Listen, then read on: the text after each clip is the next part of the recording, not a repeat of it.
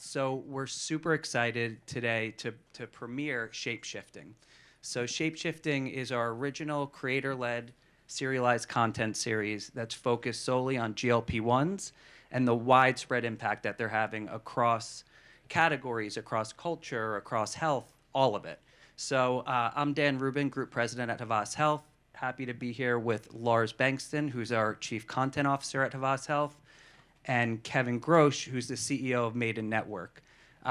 We partnered with Maiden Network on this for good reason. So Maiden Network is a creator media company. They've produced some of the most impactful creator-led content series that are out there. And what's especially great about them is they not only know how to propel creator content, they know how to integrate brands into that content. Thanks, Dan. And it's in this very spirit that we introduce to everybody Shapeshifting.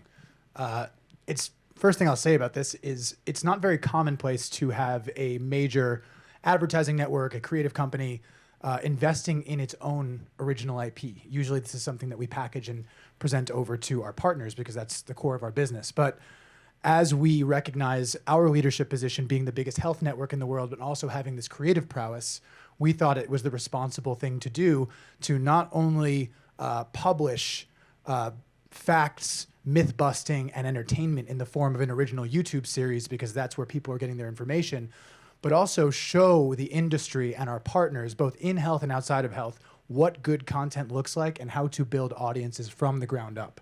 So with Shapeshifting, this is an original series exploring GLP-1s as a cultural shift. So Kevin, I mean, this is what you guys do all day. Would love to hear your perspective on how you've seen other brands integrate into creator-led content and how that might look here. Yeah, I mean, we collectively have been thinking about this as if we're a creator, right? We're building this with a point of view, with an expertise, to build a platform to share this content. And as Dan said, these are early days, but we're really excited at the momentum that it has, and we're confident that's going to continue to grow, knowing that the catalog of episodes is growing and the audience is growing with it. And just as any creator does as they start to accumulate an audience, as they start to build a community that is following what they're doing, they look for partners to help propel that forward. And most oftentimes for creators, that starts with one simple area, which is kind of a native integration into a pre-programmed episode. They have an episode that's coming out, and they have a partner that's coming in to sponsor those episodes. But as time goes on, we've done a lot of incredible work with brand partners to incorporate them in ways that go well beyond just this episode's brought to you by. We've done so many interesting programs where we're actually working alongside the brands as creative partners to help share their point of view, to help to accomplish their specific objectives in a space. And I'll talk more specifically about kind of the different categories or different types of ways we work with partners, but I wanted to share two quick examples with you so you could see kind of how that comes to life. So the first is a program that we've run for a long time now with Rocket Mortgage, and with their focus being how do they educate audiences around the home buying process long before they're actually at the point of securing a mortgage. What all goes into it? What's your credit score? Why does that matter to the process? All these really basic, essential questions they wanted to be able to answer, not only in their own programming as a publisher or creator themselves, but actually also out into the world integrated into creator programming. And so we actually launched with them a whole series of programs with creator talent where we were asking creators at different stages of their home buying process, whether it was a newlywed couple buying a home together for the first time. They happened to be a massive creator couple who shot their whole world in their home, so we could document that whole process and show that as part of what they're doing. Or when a celebrity chef that we represent wanted to develop a new kitchen and they needed a construction mortgage to be able to build that out in a new way. We looked at with all these different touch points that were important for Rocket Mortgage, for when they knew people were in the home buying process or the looking for a mortgage. And we found really compelling ways to integrate that naturally into programming that was organic to the creators' platforms and their audience. That was a wildly successful program, both from an integration standpoint and from an owned content standpoint for Rocket Mortgage. And it has been something that not only was able to reach consumers at those kind of purchase points, but also had a direct impact on their search rankings when people were typing in how to get a mortgage or buying a first home. Those were KPIs that were important to the campaign that we could develop through the process. For those that don't have 20/20 vision, that says number 6 to number 2 in SEO. Oh. I could barely read that from over here. Oh, perfect. I'm glad it's behind me. The other example that I wanted to give, maybe a little less high profile in terms of the brand, but was a really cool company that we've been working with over this past year called Danish Creamery. They are a high-end butter company, the best type of partner to be working with.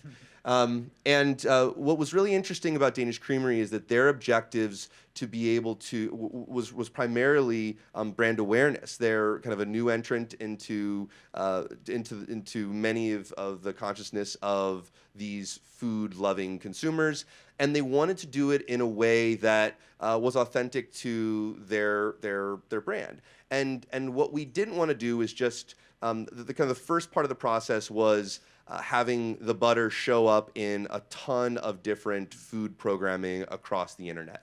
But then we wanted to go deeper. We wanted to actually we sat down with Danish Creamery and we asked them, what type of use cases are important to you? How can we do something more than that, this episode brought to you by and placing the product in the episode? And we were able to develop some really interesting series that we would not have done on our own that helped us with our talent develop series that have performed incredibly well and worked uniquely for Danish Creamery. And kind of tying that back to what we believe shapeshifting represents, there's a world of content and topics that we could explore.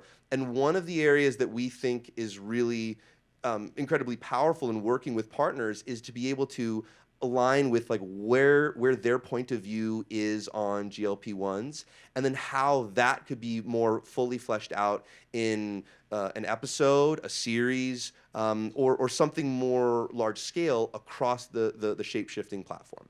And that's probably a good transition to this next slide, where I'll kind of go back through some of these categories of ways that we're currently working with brand partners across our other channels and how we're thinking about doing that similarly with shape-shifting. So the first is kind of those head and tail host reads, as I mentioned. We have an incredible slate of episodes, some of which Lars was talking about earlier, that are coming out over the coming months that are perfect opportunities, in our estimation, for specific partners to be able to come in and to help tell that story alongside us. And in these host head and tail reads, we're often developing the language, the messaging for the host to communicate about that brand's participation. The stepping up from that is actually developing a custom episode together. How are we actually looking at a specific topic that might be really important to a particular partner, and how do we craft an episode in the aesthetic and the tone of the voice that the channel has developed already to bring that specific point of view to life? Then there is custom segments, and this could be across multiple episodes, kind of a reoccurring presence of a participating partner within the storytelling. Going back to the Danish Creamery example, Danish Creamery has become a reoccurring character in a lot of these food channels' publishing cadence because their audience they know that like they're going to be a use case for butter, and there comes Danish Creamery, and it creates this really strong association between the information that is being delivered and then the affiliation of that brand partner. And then lastly, and maybe most interestingly, is this opportunity for full series partnerships. And this could be across a current slate of programming, but it could also be those specific points of view and perspective that could come to life in offshoots of kind of our main thread of programming. And this is where we can really go into interesting topics, very specific use cases, and allow us to just more fully explore really important areas that GLP-1s are opening up for the public. Yeah, it's not lost on me. We've talked about butter a lot in a GLP-1 presentation. But, we mentioned that there is no category that is untouched by this transformation, right? So Kevin talked through what the integrations could look like. But if you take it maybe just one step further and you look at travel, right? If there could be a custom episode or custom series on how weight loss changes travel, right? You look at beauty and fashion.